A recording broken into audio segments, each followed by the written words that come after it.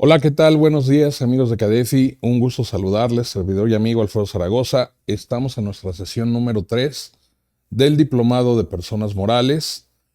Ya revisamos el régimen general, vimos algunos aspectos, algunos puntos finos de lo que pudiera ser, por lo menos a nivel de contraste, el reciclo.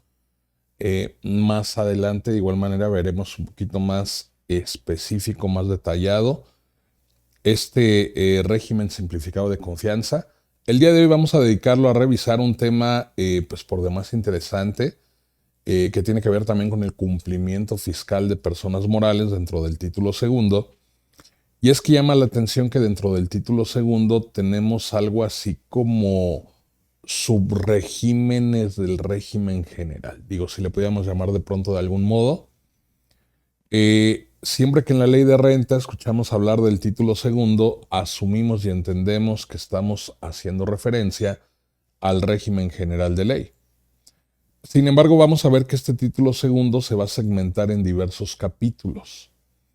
Estos capítulos hacen alusión, pues, desde el tema de disposiciones generales, todo lo que tiene que ver con ingresos, obviamente hablamos de ingresos acumulables. Tenemos un apartado, un capítulo especial de deducciones autorizadas, ¿sí? Y avanzando en este capitulado vamos a encontrar de pronto pues este tipo de apartados o regímenes especiales. Vamos a encontrar por ahí, dentro del mismo título segundo, lo que es un tratamiento, un apartado especial para lo que son entidades de sistema financiero, al menos para efecto fiscal, un régimen especial para grupos de sociedades. Vamos a encontrar un régimen de los coordinados, que habitualmente lo entendemos es el régimen aplicable a los transportistas. Del mismo modo, y donde nos vamos a focalizar el día de hoy, es en el régimen de actividades de sector primario. Actividades que tienen que ver con agricultura, silvicultura, pesca, ganadería, lo que en la jerga o en la práctica habitualmente conocemos o le llamamos como agapes en algunos casos. Hay quien corrige, dice no son agapes, son agaspe. Me queda claro que aquí no va a ser motivo eso de discusión. Como ustedes se acomoden, como ustedes le quieran llamar, agapes o agaspe es indistinto, no hay mayor problemática. Y la característica de pronto a nivel de este tipo de régimen es que no es algo que sea como tan habitual dentro de lo que es el ejercicio profesional del contador. Tampoco es que pululen las empresas del sector primario. No obstante que es un sector en definitiva pues muy importante, medular en la economía del país.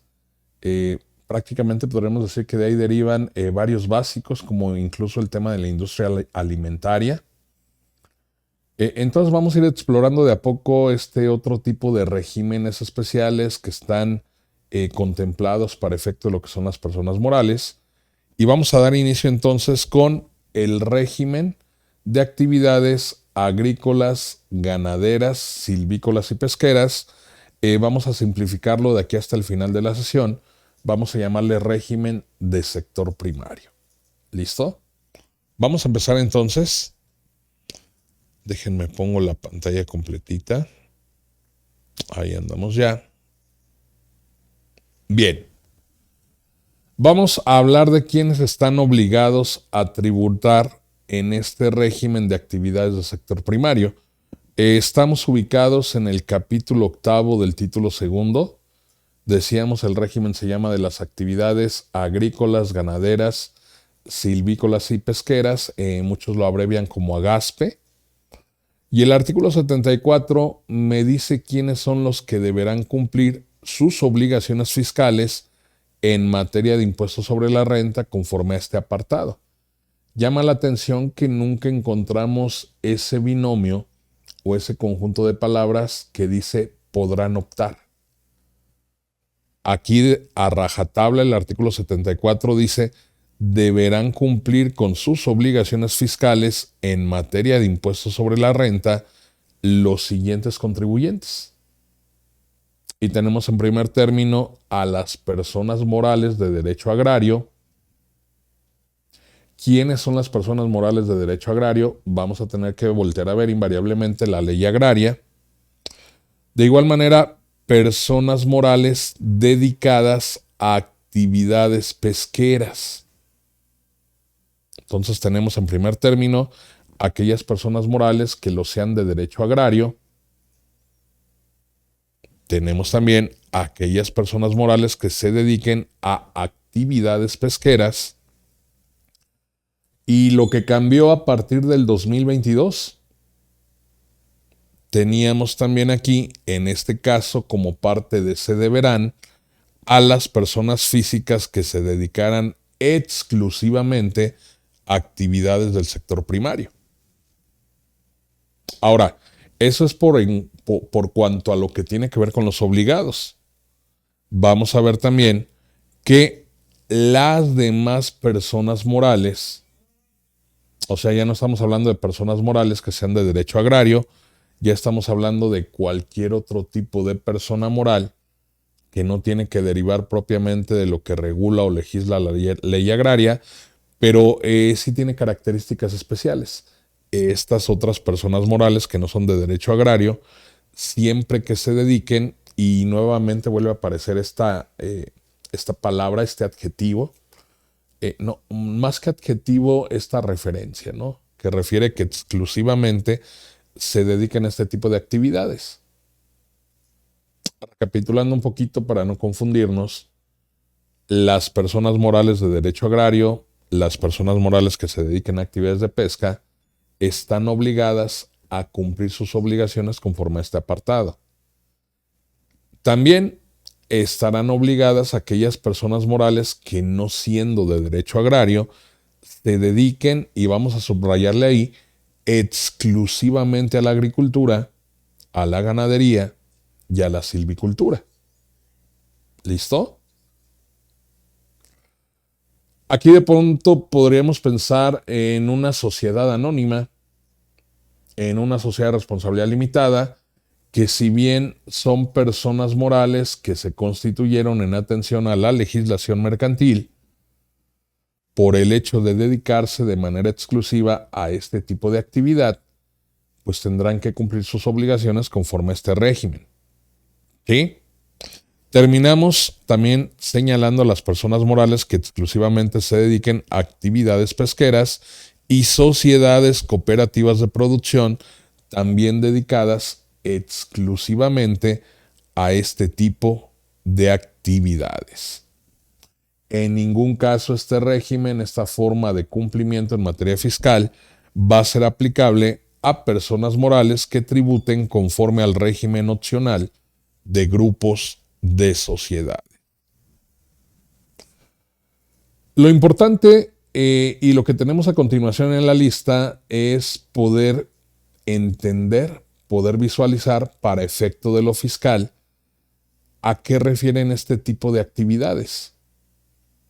Obviamente estamos hablando de actividades que derivan del sector primario. Estamos entendiendo que estas actividades, y porque así lo prevé el artículo 16 del Código Fiscal de la Federación, son de tipo empresarial. El artículo 16 señala que las actividades agrícolas comprende todo aquello que está relacionado con siembra, con cultivo, cosecha y la primera enajenación de los productos que deriven y que no hayan sido objeto como tal de transformación industrial. Ahorita que vayamos avanzando en las diversas fracciones del artículo 16 del Código Fiscal, van a notar que esa es una característica. Hace alusión siempre al tema de la primera enajenación. Entonces repetimos, tratándose de actividad agrícola, estamos hablando de siembra, de cultivo, de cosecha y de la primera enajenación de esos productos. Cuando volteamos a ver el tema de actividad ganadera, el artículo 16 del Código Fiscal me dice que las actividades ganaderas consisten en la cría y en la engorda de ganado, pero no exclusivamente de ganado. Hace alusión también a aves de corral, cualquier otro tipo de animales, así como la primera enajenación de sus productos. Y volvemos a la misma dinámica.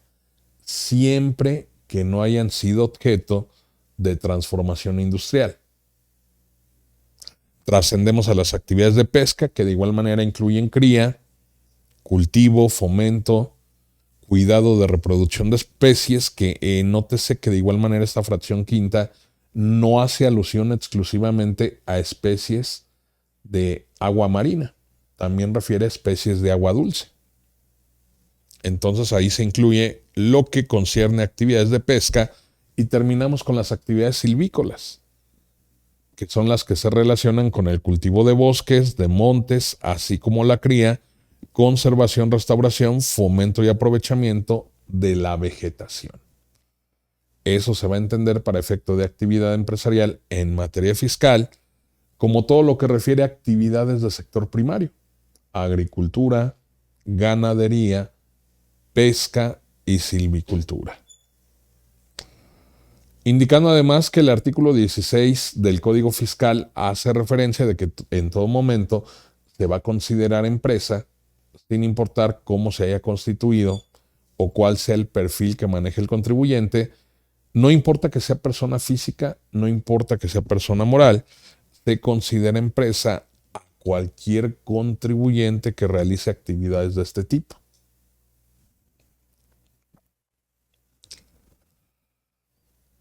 Una de las bondades que tiene el hecho de tributar como parte de este régimen es el poder aplicar las denominadas facilidades administrativas.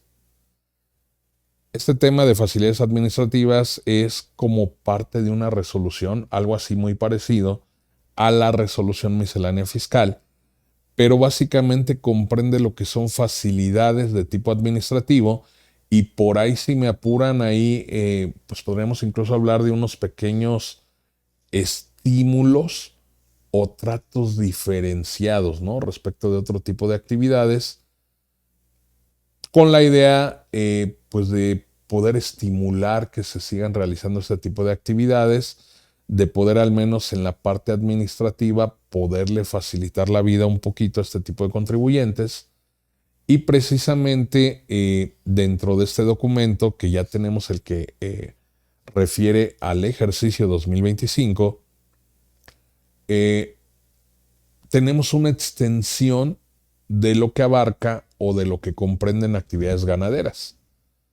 Decíamos que de acuerdo al artículo 16 del Código Fiscal de la Federación, una actividad ganadera abarca en todo caso la cría y la engorda de animalitos.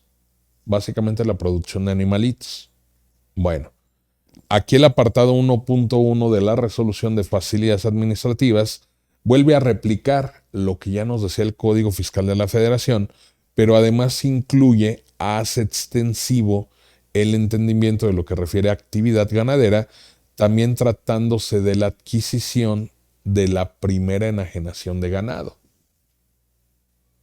Una característica que íbamos viendo en cada una de las fracciones del artículo 16 del Código es que me hablaba de la primera enajenación de los productos tratándose de este tipo de actividades: agricultura, ganadería, silvicultura, pesca. Pero en este caso, la resolución de facilidades administrativas amplía un poquito más el espectro y refiere también que va a ser actividad ganadera aquel que ya haya adquirido una primera enajenación. Se entiende que en algún momento él va a volver a enajenar, pero que en este caso la enajenación, en este caso la adquisición que él hizo, haya sido únicamente para realizar actividades exclusivas de engorda. O sea, de poner ahí chanchito al animalito, de poder generarle, sacarle más carne, sacarle más juguito, y siempre que este proceso se lleve a cabo en un proceso que exceda o sea mayor a 3 meses. Entonces ahí ya no solo es la primera enajenación, hay una primera adquisición y que va a derivar en una segunda enajenación, pero siempre que la actividad exclusiva de quien hizo esa primera adquisición pues tenga que ver específicamente con actividades de engorda. O sea, únicamente va a poner más en su punto al animalito. ¿Listo? Ahora, Otra característica que vamos a encontrar dentro de la resolución de facilidades administrativas es que va a haber cierto tipo de facilidades que van a ser aplicables a personas físicas que realizan este tipo de actividades, no obstante que nosotros ya volteamos a ver, y ojo con esto, pues que ya no es como tal una obligación que las personas físicas que exclusivamente se dediquen a esto tengan que cumplir sus obligaciones conforme a este apartado. De hecho, podríamos decir que ya no ni siquiera está previsto, ¿no? O sea, quedó definitivamente cerrada la puerta. Y sin embargo, hay ciertas facilidades de este documento, como esta extensión que se hace al concepto de actividad ganadera, que le va a ser aplicable en todo caso a personas físicas que realizando este tipo de actividades cumplan sus obligaciones dentro del régimen simplificado de confianza.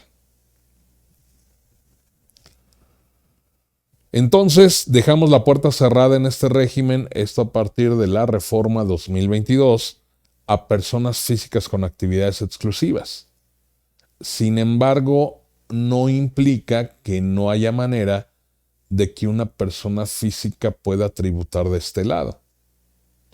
Por ejemplo, sigue abierta la posibilidad, y así lo prevé el artículo 74, de que puedan tributar conforme a este apartado las personas físicas que manejen una copropiedad a nivel de negociación.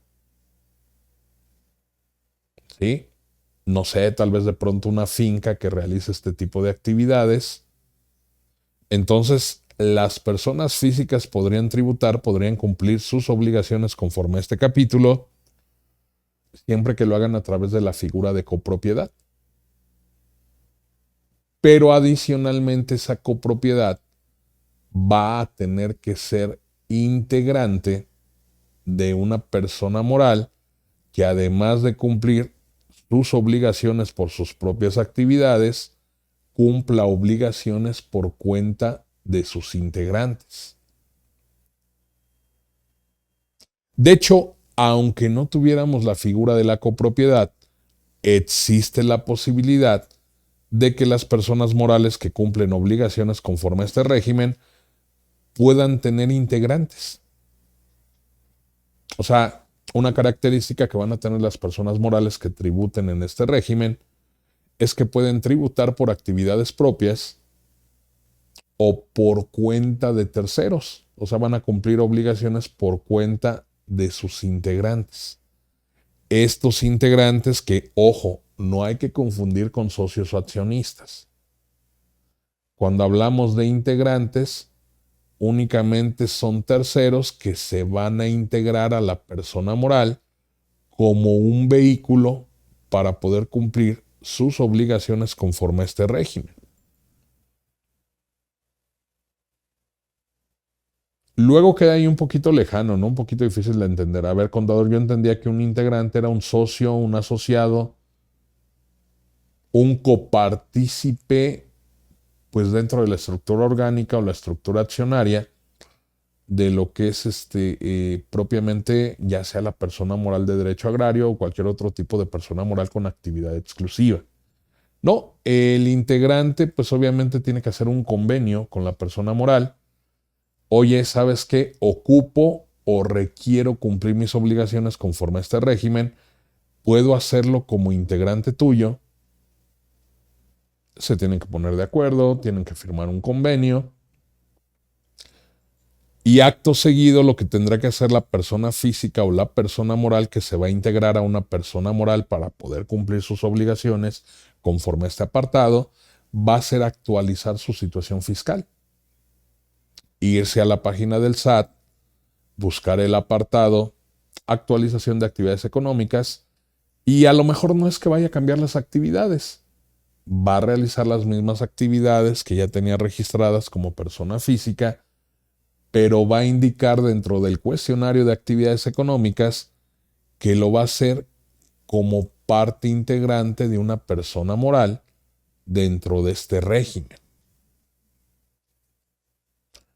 Entonces, como pueden ver, la única imposibilidad que prevé el artículo 74 es que una persona física en solitario pueda cumplir sus obligaciones conforme a este régimen, más allá del tema de la exclusividad. Una persona física todavía podría cumplir sus obligaciones conforme a este régimen, pero únicamente conformando o siendo parte de una copropiedad, y además esa copropiedad se va a entender que es un integrante de una persona moral, o lo puede hacer la persona física en solitario, pero de igual manera como parte de una integración. De hecho, el que se puedan integrar otros contribuyentes a la persona moral que cumple en ese apartado sus obligaciones no está únicamente reservado para personas físicas. Del mismo modo, puede haber otras personas morales que se quieran integrar a la otra persona moral, a la integradora, de tal manera que esta persona moral cumpla sus propias obligaciones, por lo que refiere a sus propias actividades económicas, pero también cumpla por cuenta de sus integrantes. Volviendo al tema de la persona física, si ustedes me preguntaran cuál podría ser el beneficio de tributar, aunque sea como un miembro o como un integrante, pues yo les diría que de fondo no encuentro beneficio alguno.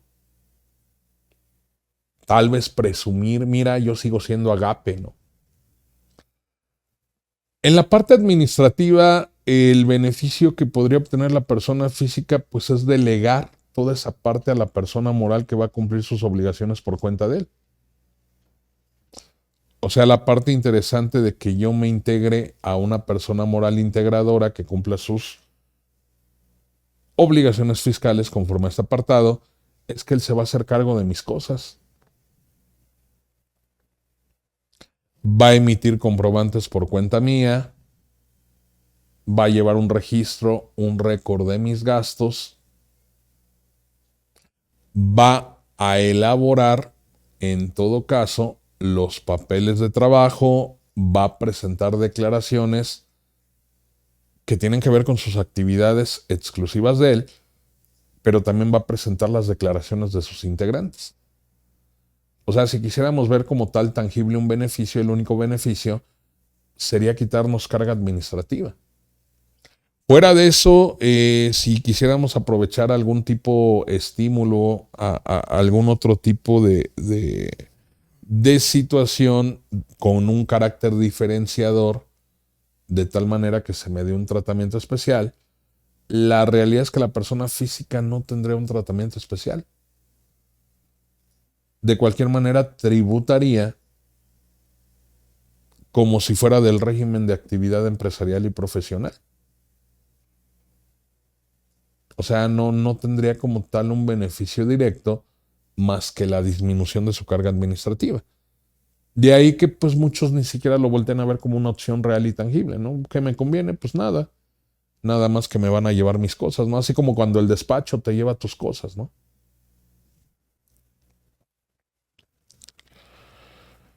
Y bueno, el apartado 1.7 de la resolución de facilidades administrativas me dice que aquellas personas morales que se dediquen exclusivamente a este tipo de actividades y que no realicen actividades por cuenta de sus integrantes, ¿a qué refiere? Pues que no sea integradora. Es una persona moral, se dedica exclusivamente a este tipo de actividades, pero nada más tiene actividades de ella misma. No realiza actividades por cuenta de otros. Aún así me dice que aquellos que no integren a terceros van a poder aplicar las facilidades administrativas que integran esta resolución de facilidades.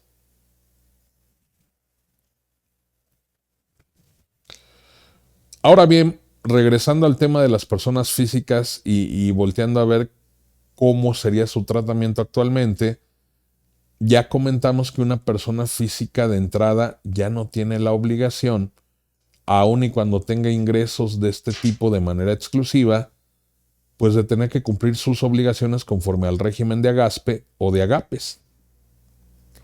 Vimos que queda abierta la puerta, queda abierta la posibilidad, pero únicamente para poder tributar como integrante de otro agape. Digamos, para hacer una tipo tributación indirecta, ¿no? Una tributación indirecta que además, como ya comentamos, no le va a redundar o no le va a generar ningún beneficio. A partir de que hay esta reforma en 2022, si pudiéramos llamarle de alguna manera, el premio de consolación para las personas físicas que exclusivamente se dedican a este tipo de actividades, es hacerlo como parte del régimen simplificado de confianza. Pero además es algo así como un reciclo recargado. Porque entendiendo que exclusivamente, y aquí sí me habla de un 100%, entendiendo que exclusivamente me dedico a este tipo de actividad, lo que me brinda la sección cuarta del capítulo segundo, título cuarto, el apartado de reciclo, es la posibilidad de aplicar una exención por los primeros 900,000 pesos de ingreso.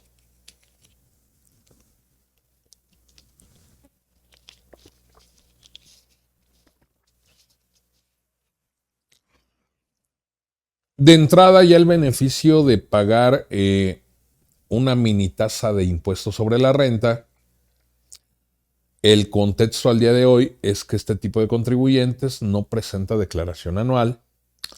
Los pagos mensuales que efectúa el fisco son en carácter de definitivo. Y básicamente entenderíamos que en tanto la persona física, sus ingresos que derivan exclusivamente de este tipo de actividades no excedan de 900,000 pesos, no tendrá que pagar impuestos sobre la renta. En el momento que excede el umbral, tendrá que empezar a pagar el impuesto conforme a los términos y a las reglas de carácter general que emite el Servicio de Administración Tributaria. Ahora, por ahí tenemos algún tipo de concesión, algún tipo de facilidad, porque de pronto resultaría muy complejo que una persona física, independientemente de que de manera exclusiva se dedique a este tipo de actividad, pues no pudiera tener de pronto otro tipo de ingreso que no derive de esas actividades. Me refiero específicamente cuando requieren vender un activo fijo. No sé, pensemos en alguien que aunque exclusivamente se dedique a esto, de pronto ocupe vender un tractor. Porque a lo mejor requiere uno mejor o uno más nuevo y el hecho de vender el tractor le va a procurar tener fondos para en parte poder financiar esa nueva adquisición. O a lo mejor tiene un terreno ocioso, no lo está ocupando, tiene tierras y él decide enajenar ese tipo de terrenos. Entonces, si se fijan, ahí rompemos la métrica, ¿no? Ya no nos estaríamos exclusivamente dedicando a actividades del sector primario, pero eventualmente este tipo de contribuyentes pues requieren hacer este tipo de operación. Por lo cual la regla 31324 me dice que no hay lío. Aun y cuando de pronto yo como persona física requiera enajenar activos o enajenar terrenos, siempre que sean de mi propiedad y siempre que además hayan estado afectos a mis actividades empresariales del sector primario, eso no va a ser motivo para entender que el 100% de mis actividades ya no son sector primario. O sea, sigo teniendo acceso y sigo teniendo derecho a la exención de esos 900,000. Hay una única observación y aquí es importante no perderlo de vista. Si de pronto yo tengo este tipo de actividades consistentes en enajenar activos o terrenos, al menos por esas enajenaciones voy a tener que pagar el impuesto sobre la renta. Y lo voy a tener que pagar conforme a las disposiciones de este capítulo o de este apartado. ¿Listo? Una chance, una posibilidad más que nos dan las reglas de carácter general tiene que ver cuando hablamos de pensionados. Alguien que ya no trabaja, que cobra su pensión, pero que decide empezar a realizar actividades empresariales consistentes en actividades del sector primario. Bueno, en este caso, independientemente de que tengan ese ingreso por jubilación o por pensión y que derivan específicamente de los exentos del artículo 93, aun y cuando tengan ese otro ingreso que derive de pensión que fiscalmente se asemeja al tratamiento de salarios, se va a considerar